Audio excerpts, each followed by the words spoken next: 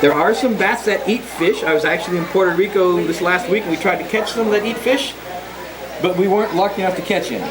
But we did catch some of the fruit eaters. They've got big long claws and big feet, and they make a net. And they'll scoop the fish out, and they find them with their echolocation. They're listening to the echoes coming back from the ripples coming above the surface. All right, why do I have a cow or a bird? Well, let's talk about actually some bats in the tropics are so big that they'll eat small birds and other small bats. And even maybe some? No, they're not going to eat the cow. What they're going to do is drink the blood from the cow. Oh. Yeah. Is that real blood? Of course not. If it was real blood, I'd be in big trouble because it's a biohazard. No, this is just colored water. Biohazard means I get in really big trouble with people. And vampire bats are the only bats that drink blood. They look kind of like this, without the pencil sharpener in their bottom. But they got sharp teeth, and you know how they get the blood out of the cow? Well, they're gonna bite it. Oh, I know. Okay, then what do? And then they drink. Okay. Get up into their jaws. Okay, they suck it up. What do they suck it with? Their tongue? They roll their tongue up. Are their fangs? Are their fangs hollow? No. Actually, they lick the blood like a cat drinking milk. And as long as they're licking it, it doesn't form a scab. And then it'll scab over. You've fallen off a bicycle before, right? Or cut yourself somehow, scraped the knee, fell on the rocks on the sidewalk, and you started to bleed, and it stopped? Bleeding? Okay. Okay. When it stops bleeding, it forms a scab, and that's called a clot. And as long as the vampire bat is licking it, there's some stuff in the bat spit that keeps it from forming a clot. And the interesting thing is that scientists studied the chemicals in there. And they made a medicine called Draculin to treat people that have had strokes and heart attacks because it helps break down blood clots. Now, in here are a lot of things we have because of bats. Things like tropical avocados and papayas, and mangoes, bananas, figs. They're all pollinated by bats. Balsa wood, the wood that they make crafts from, pollinated by bats. Agave. It's kind of like honey, agave nectar. It is, the bats pollinate the agaves for the adults. Agave is what's distilled to make tequila. It is a Cub Scout symbol. There's allspice and cloves, which are seed dispersed by bats. And then a lot of people use bats to sell things. Pillsbury used to sell bat cookies. You won't find bat cookies anymore. I don't know why. I think they discriminate against bats. You can find ghosts and pumpkins, but you can't find bats. This is from 1998, way before you were born. And people put bats on things that have nothing to do with bats. This is Bats Brew hot sauce. So you know who's who? Name tags. Thank you. Where is it? Where's my gum? Ah, there it is. Chewing gum, before it was made from the chemical, it was made from the sap of the chicle plant, which is pollinated by bats. And then people like me go out and spend lots of money on things like bat socks and bat pins.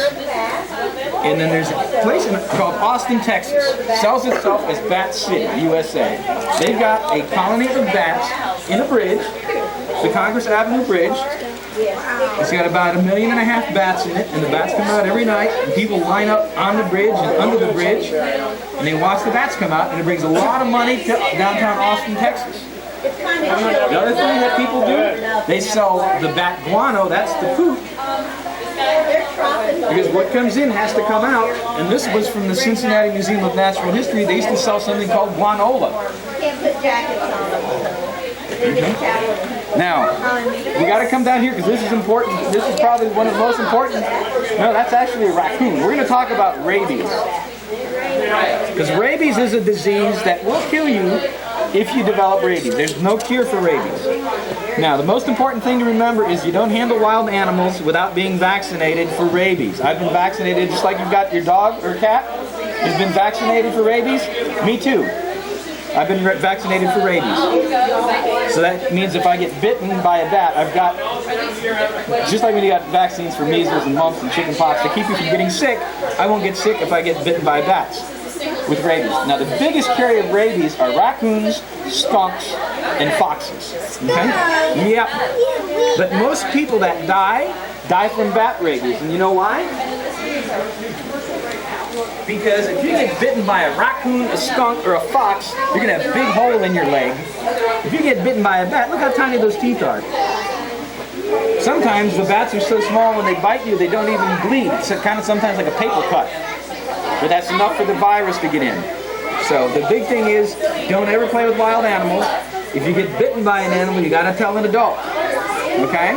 And for the adults, if there happens to be a bat in your house that you think may have bitten the child, you need to dispatch the bat and have it tested. Because they need the brain tissue to test for the rabies.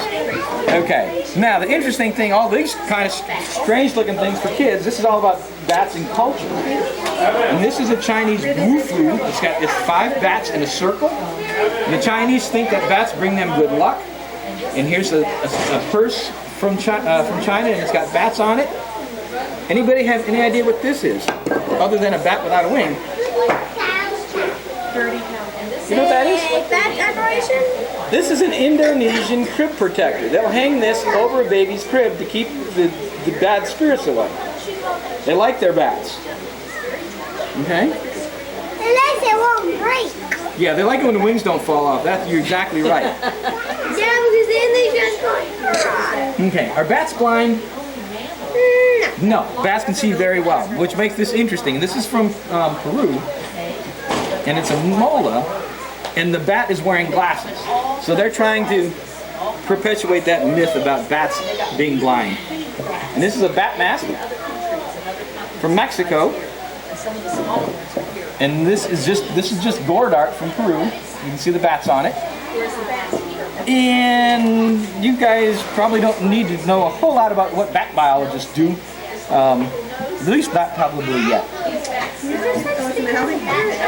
A bat trap. Yes, actually, well, it's not really a trap. It's called a net, and they do have things called harp traps, and the bats fly into it and they get caught.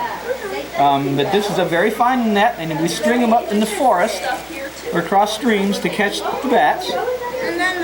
And then we do all kinds of things. We weigh them, we measure them, we figure out whether they're boy bats or girl bats, what kind they are, and then we turn them loose.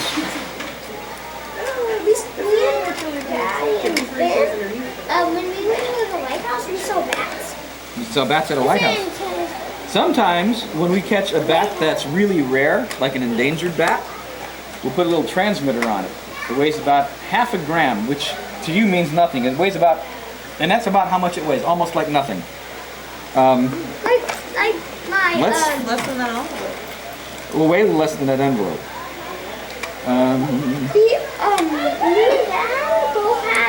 Go fasters that way. Almost. Okay, this bag, to give you an idea, weighs about 1.5 grams. So this weighs 3 times as much as that transmitter. So here, you can feel how heavy that is, or light. There's really no weight to that. So that's why we can put these little transmitters on these bats and follow them around to figure out where they're spending their life. Where they're sleeping, where they're eating, where they're getting water, where they're having their babies, which is really important with the bats that aren't real common because we don't know much about them. And sometimes we just build them bat houses. Sometimes they're little bat houses.